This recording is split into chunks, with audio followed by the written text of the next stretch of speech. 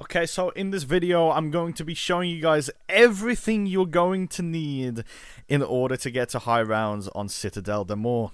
So to start off with, I'm going to be showing you guys a highlight from my Twitch channel. These are all the augments I've been using for the high rounds on Citadelle Des Morts. I'll have timestamps in the video to show you where the augments start and end and like each individual part. But if you don't need the augments, you can skip to the next part where I just go over what I did in the game I'm in currently for setting up. And this is without any gobblegums. If you use gobblegums, it will be a lot easier. So these are the augments I am going to be using for Citadelle Des Morts. And this is what I would recommend you going for high rounds. So staminup, I'd actually recommend Dasher for Citadelle. You don't really fall from high places, as far as I'm aware. And then I use Hotfoot, gain a speed boost after my equipment kills an enemy.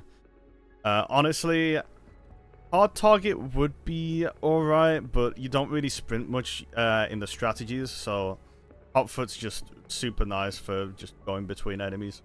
Next up, we've got Quick Revive. Again, equivalent exchange, since I'm going to be using GS45s, and I recommend using those as well. Dying Wish is actually fixed now. Before, it would actually go off before you'd actually need to use it. But apparently it works now, so you can basically switch between these two. You get 3 uses of each during a match, so just use them whenever you need. And then I have Slow Death, because I'm not gonna lie, the other two don't really do much for solo, I don't think. Anyway, for Juggernog, this is where things get a little interesting. Depending on what round you go to, I recommend having reactive armor and hardened plates. Always hardened plates, because this reduces the amount of damage the zombies can do to you throughout the entire game if you have Jug. So, for example, on round 100 plus, if you don't have hardened plates on Juggernog, you'll take 53 damage, whereas from rounds 100 to 150, you will only take 31 damage with hardened plates. But anyway, so if you're going for like a high round, for example, 300 plus, maybe you're going for like 999 or something, you want to use reactive armor until you get about 300,000 to 400,000 salvage. Then you want to switch back to probiotic.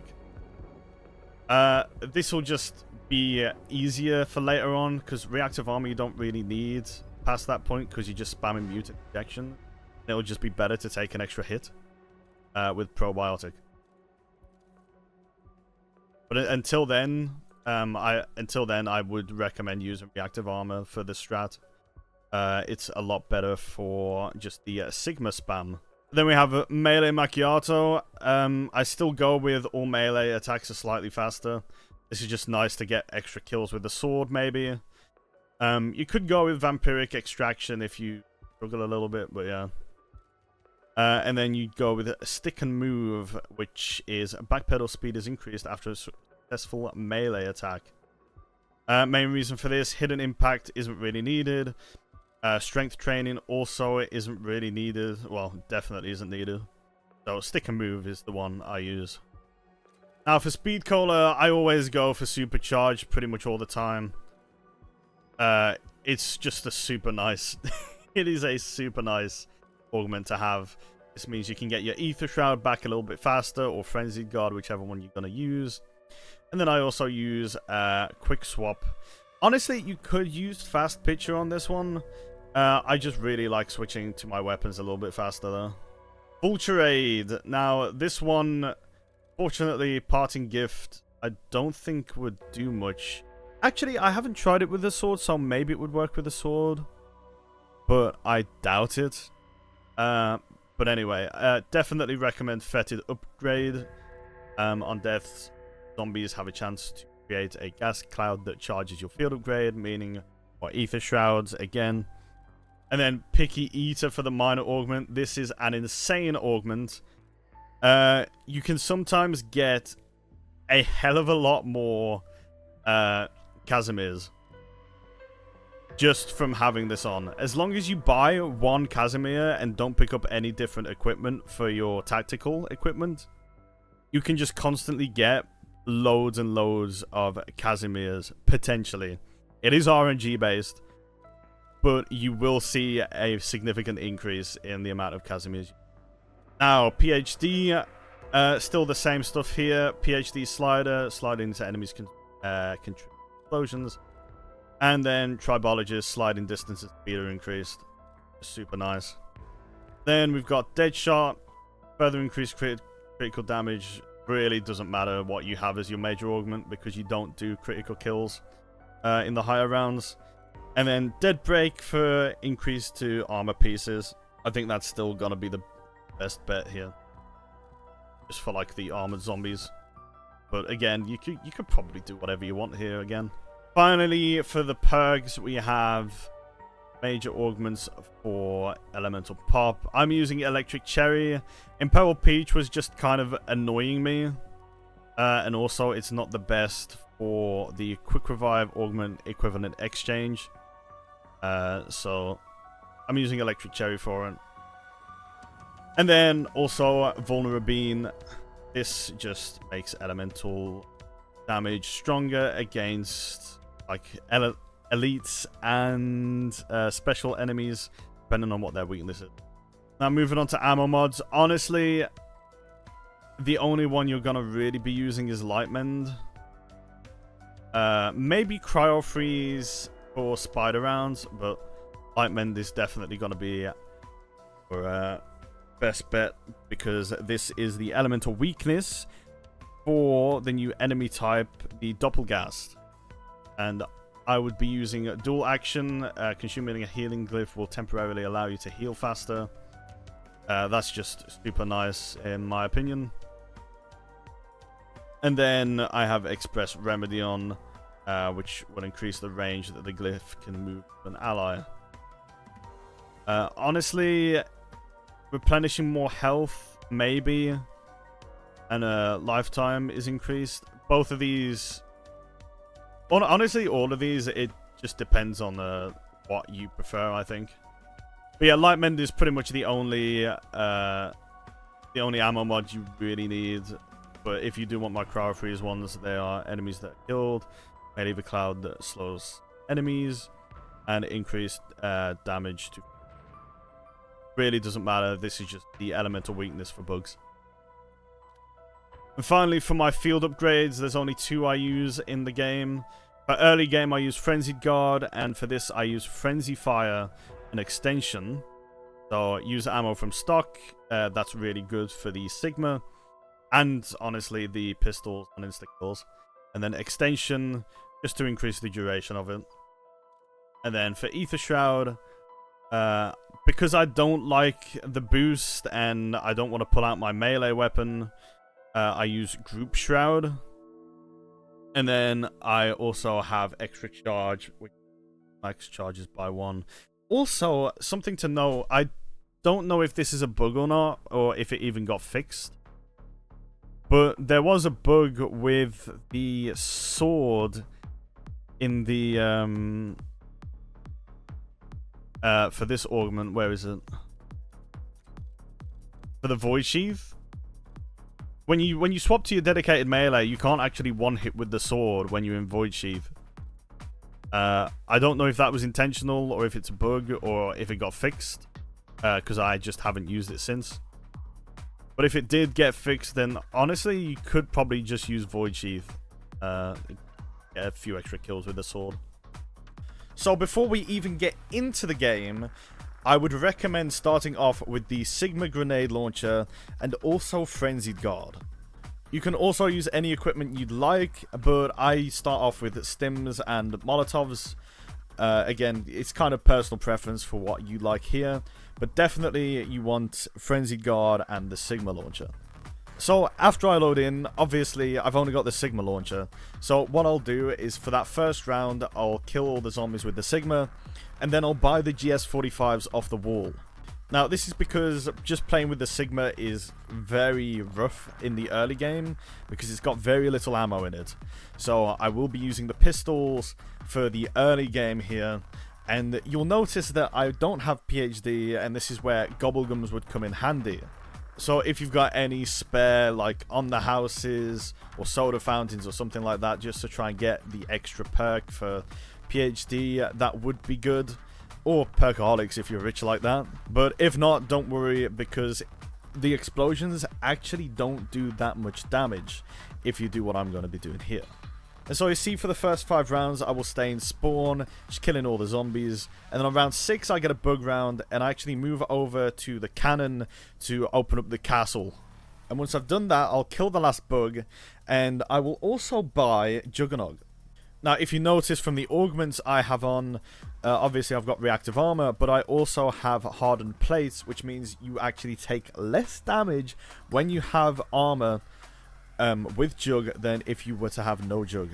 Also, just a heads up, I am playing with Rampage and Juicer on. That's just the way I like to play. It makes the early game super fast. You don't have to play with Rampage and Juicer on if you don't want to. And it will become a lot easier to set up on if you don't use Rampage and Juicer. But anyway, what you want to do is, after you open up to Juggernog, I open up into the quick revive room and open up the right hand side, and this is important for the strategy because there's a door you want to keep closed. And that door, as you can see on round 8, I'm in the Pack-a-Punch room. It is the other door in the Pack-a-Punch room that you do not want to open. You can open everywhere else except for that door and the one on the left of spawn when you immediately spawn in. This just helps keep the strategies very quick, and I'll explain the one in spawn later on, but the one in Pack-a-Punch, it's just super fast to keep that door closed. Now from here, you want to Pack-a-Punch as soon as you can with the pistols, because the pistols are going to be your best bet for the early game.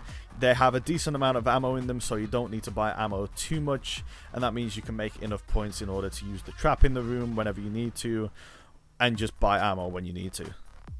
Now, at the end of round 10, you'll see me go back up to the Knights area, because I want to use the stamp in order to get the Lion Sword. Now, you can choose what you want. I would actually recommend the Void Sword at this point in time. I think it's actually better than the Lion Sword now. But you can choose either of them. I did the Lion Sword in the early game for this one. So I spend rounds 11 and 12 just getting the bug kills so I can do the upgrade step for the Lion Sword.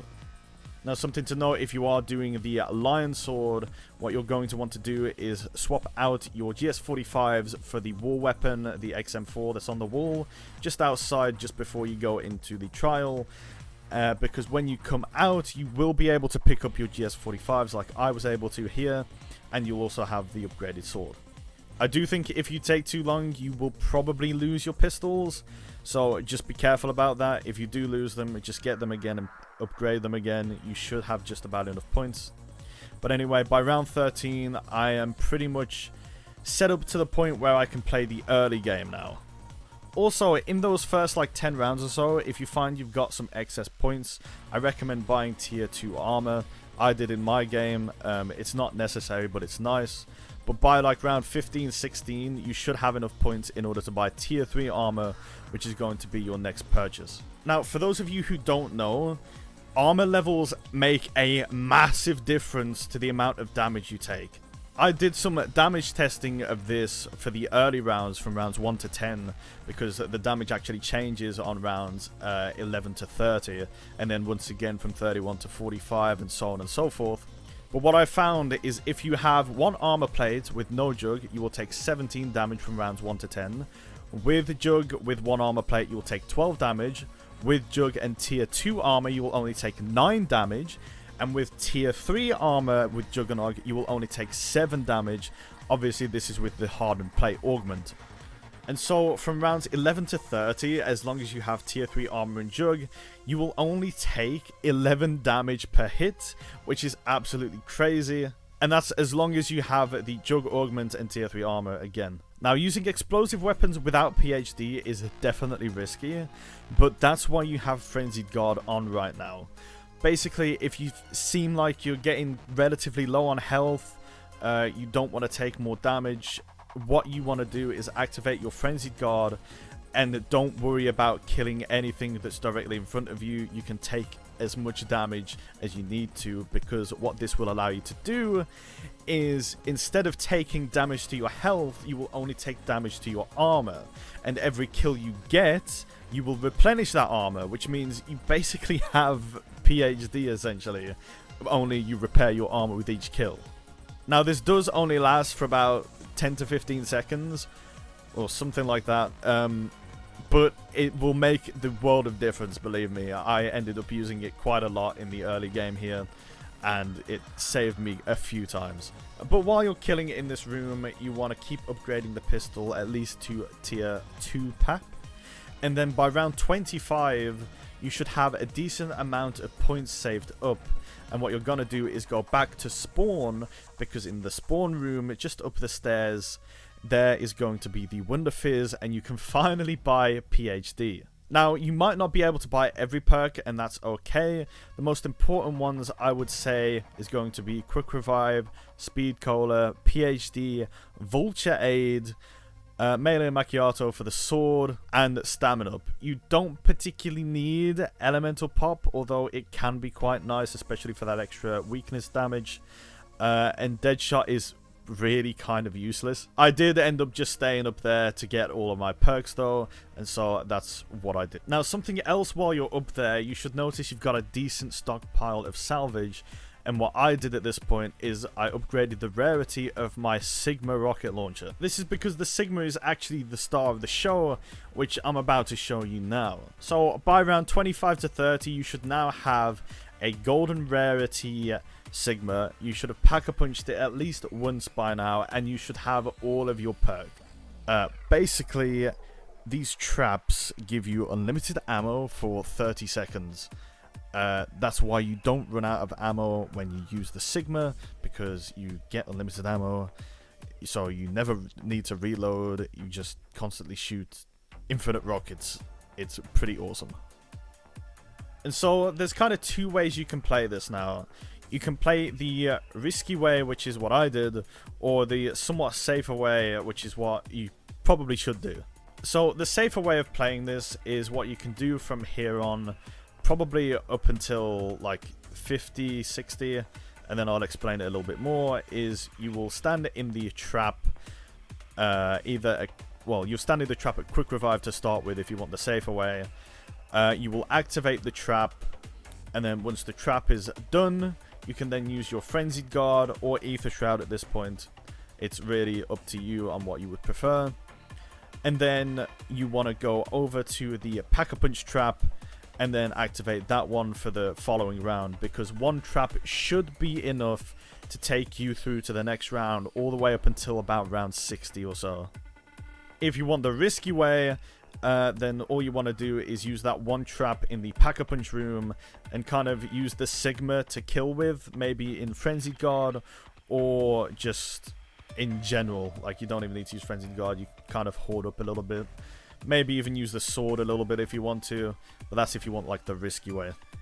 And you would basically do that until about round 60 or so. Now what I did here is on round 41, I decided to go back to spawn. And this is so I could get myself a mutant injection and a Casimir, and also get my pistols back from the wall, but this time at gold rarity, and then go and triple pack them. Now unfortunately on round 44, I ended up taking a down. And this is because, again, I was playing the risky strat, just wasn't paying attention to my surroundings. But in order to just recover, I would go back to spawn. I would use a mutant injection or two in order to get some points, get my perks back that I needed, and then go back to the spot. But the reason I went back and bought gold pistols instead of just upgrading the rarity is because points are easier to come by than salvage in this game. So because they're gold rarity, that means I'm saving myself around like 8,500 salvage or something like that. And that is a huge chunk, especially to round 50. But since I messed up in this game, I actually ended up just doing the mutant injection strat in the spawn room, which is the later round strategy, and the reason it's the later round strategy is I was losing salvage here. But now it was round 56, and it was time for me to move on to the other strategy, and it's basically the safe version of the strategy, though I play it with Frenzied Guard, but I recommend if you're struggling with it to use Aether Shroud. Now this strategy you should be able to do up until maybe round 80 to 90 comfortably, potentially even 100 plus, depending on how comfortable you are with running it. And it is the Sigma strategy. You start at the trap. I recommend being somewhat close to the middle, shooting pretty much directly on the ground, and keeping an eye on your armor and health.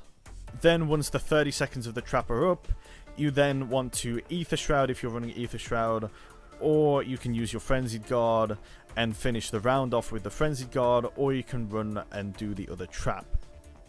Now, if you find that one of the traps aren't ready, you can either go to another trap around the map, or you can just go into the spawn room down the chute, take the portal back to the main area, and then go and run the trap strat again, because that should give it enough time to actually reset the trap time.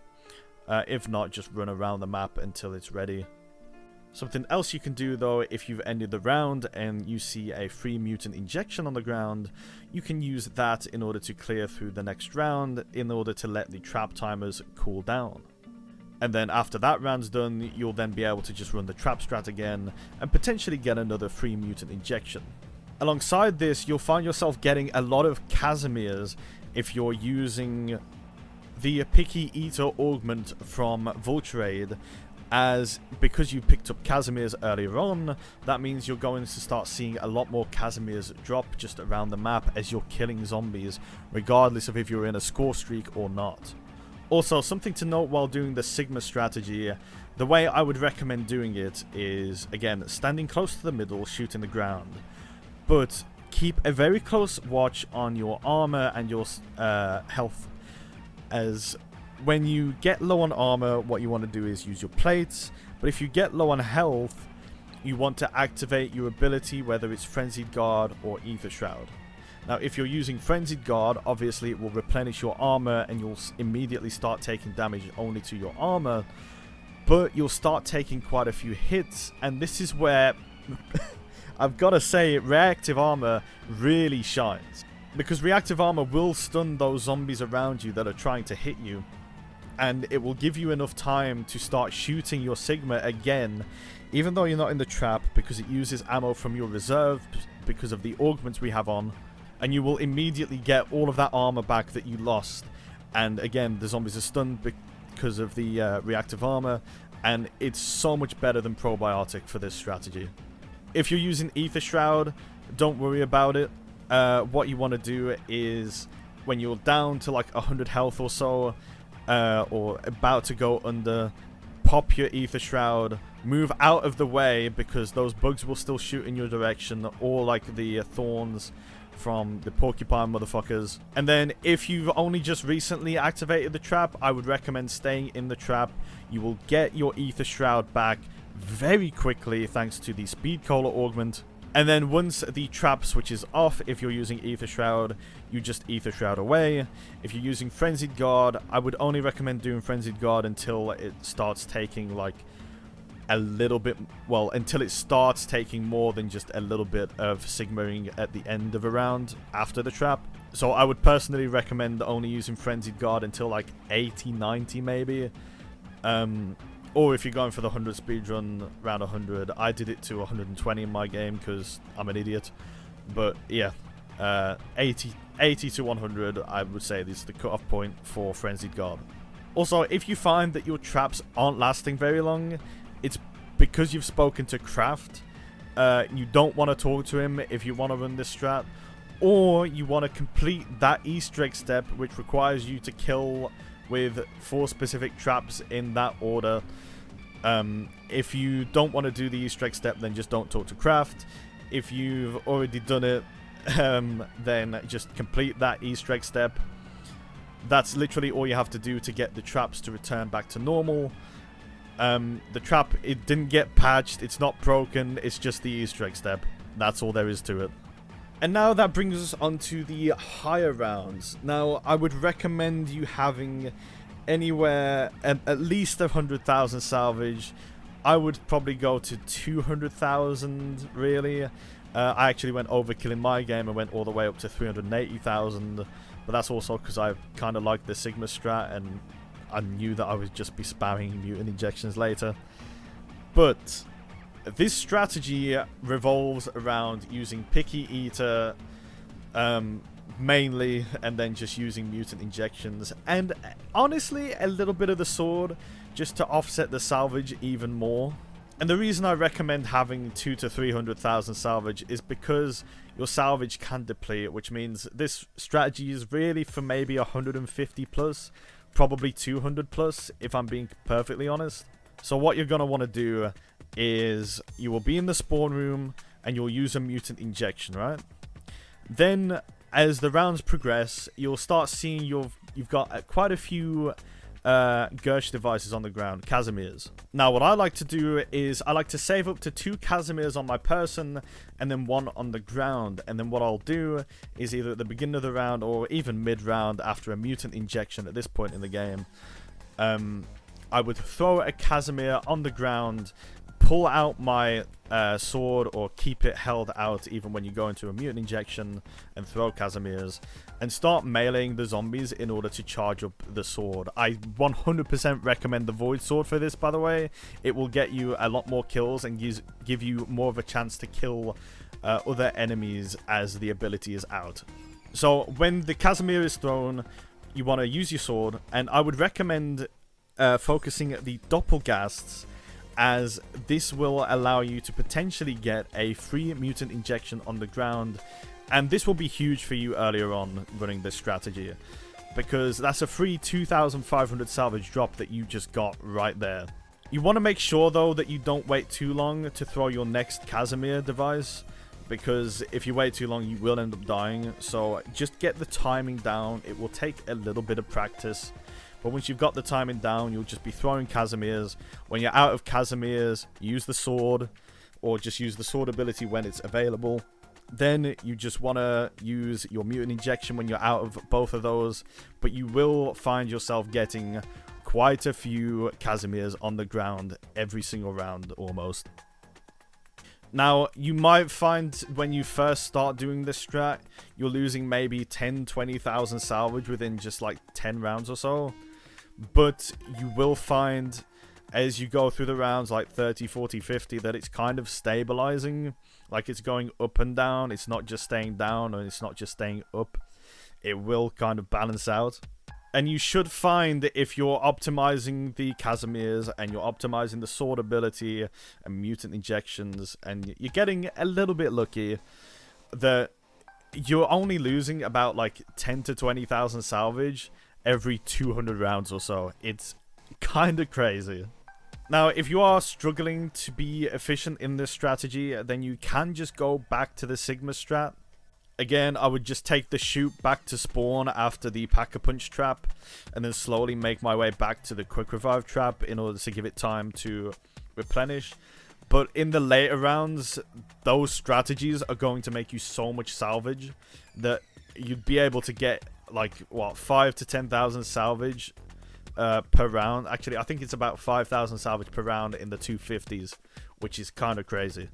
And the final note I would say is, if you're only looking to get to round 100, there are different sword strats out there, honestly, where you can just use the sword melee, and you could get to 100 that way. Or I would just recommend just upgrading the pistols, maybe playing pack till like 50, 60, and then just using the mutant injection strat, because you should have enough salvage, theoretically, like 20, 30,000 to make it to round 100. But it is going to be way more luck-based with, like, Casimirs and stuff. Oh, one final thing to note, because I completely forgot about it until now. That other door you kept closed, the one to the left of spawn, this is where you go for vermin rounds, bug rounds, whatever you want to call them, from, like, maybe 150 to 200 plus. They spawn really fast. Like, there's only one spawn for the vermins to come from, and there's 3 spawns for the parasites or something. So altogether it's a 4 spawn.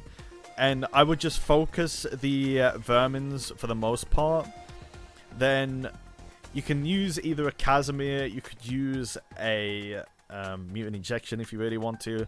I actually end up using at this point because the normal strat's kind of whack. I just use energy mines to blow all the fucking parasites away. It's just a super fast strat. If you find yourself overrun with parasites, you swap to the Sigma instead of the GS45s, and you get both the parasites and the vermins at the same time. But that's what that door is closed for. If you don't really care about clearing them faster, then you can open it. It doesn't matter. But I'm telling you, they are so much faster. But I hope that explained pretty much everything you could need to know about this strategy. Again, the Sigma strat is a little finicky, but after that, it's completely fine. If you did enjoy the video, be sure to drop a like, subscribe if you want to see more strategy videos later on, and maybe some weird challenge videos in the future. Again, I hope this helped you out, and I will catch you later. Peace.